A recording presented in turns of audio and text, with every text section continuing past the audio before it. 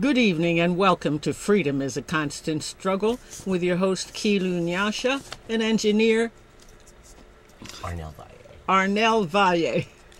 I'm a little nervous tonight because I had an anticipated Richard Brown joining us, and if he arrives, he will join us a little later. But my first guest is Francisco Torres, who will join us by phone from New York in a few minutes. After 38, I'm sorry, I'm just all messed up here. Born in Puerto Rico and raised in New York City, Cisco is a Vietnam veteran who fought for the grievances of Black and Latino soldiers upon his return to the States.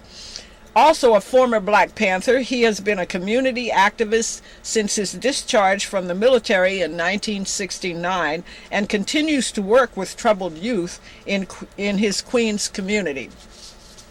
After 38 years, the government's case against 8 Panthers and supporters has almost completely unraveled. Only one of the San Francisco 8, Francisco Torres, still faces charges.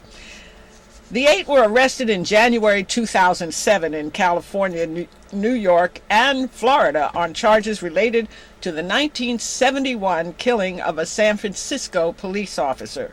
Similar charges were brought in 1975, but a California judge tossed them out, finding that they were based on statements made by 3 of the captives after police in New York had tortured them for several days using electric shocks, cattle prods, beatings, sensory deprivation, boiling hot wet blankets, and plastic bags for asphyxiation.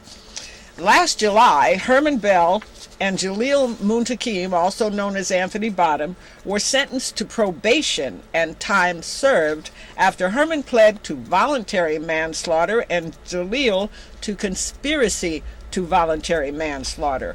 All charges were then dropped on Richard Brown, Hank Jones, Harold Taylor, and Ray Boudreaux, with the prosecution admitting it had, quote-unquote, insufficient evidence against them. Charges had already been dropped against Richard O'Neill last year. Cisco Torres maintains his innocence and will appear in court at 850 Bryant Street Friday, October 9th at 9 a.m. A rally to support Cisco will begin at 8 a.m. outside the courthouse, and we encourage all of you to spend this next week drumming up support, organizing, getting your classrooms to come, getting students, and getting your friends and relatives to come to the courthouse. If you can't make it into the courtroom and you have to go to work or school, come early and join the rally outside and go to work or school a little bit late. But hopefully you'll be able to also help us pack the courtroom. Before we get a call from Cisco, I want to share with you some information about the Black Panther Party's Black History Month. It's Black Panther History Month, and there are going to be October events throughout the month. At the West Oakland Library, 18th and Adeline, there will be an underground newspaper exhibit September through October. West Oakland Library and Peralta TV will host a BPP Film Festival October 17th from 1 to I can't see, 5 p.m. Check out the website, and the website is itsaboutttimebpp.com. That's itsaboutttimebpp.com. West Oakland Library, www, of course. East Oakland Library at 59th and International Street will host a photo exhibit beginning October 1st.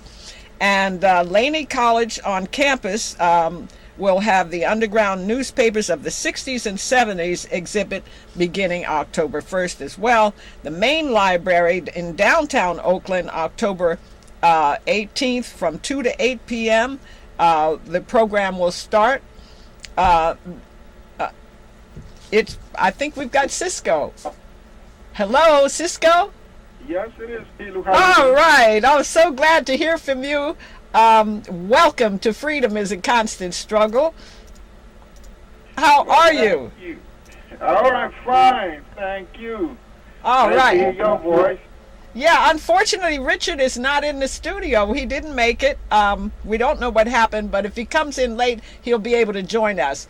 But why don't you start off by, I've given our viewers a little summation of the case, the fact that the charges have been dropped on the other, on 5 of the 8, and that you're still the only one with charges left.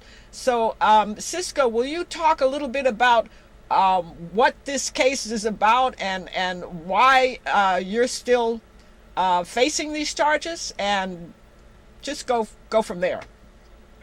Well, thank you, Kilo. First of all, I believe that, the case started because of, at the time, the Bush and Cheney regime were in power. They had attacked Iraq. At the time, Rumsfeld had said that, the U.S. was ready to fight on all fronts.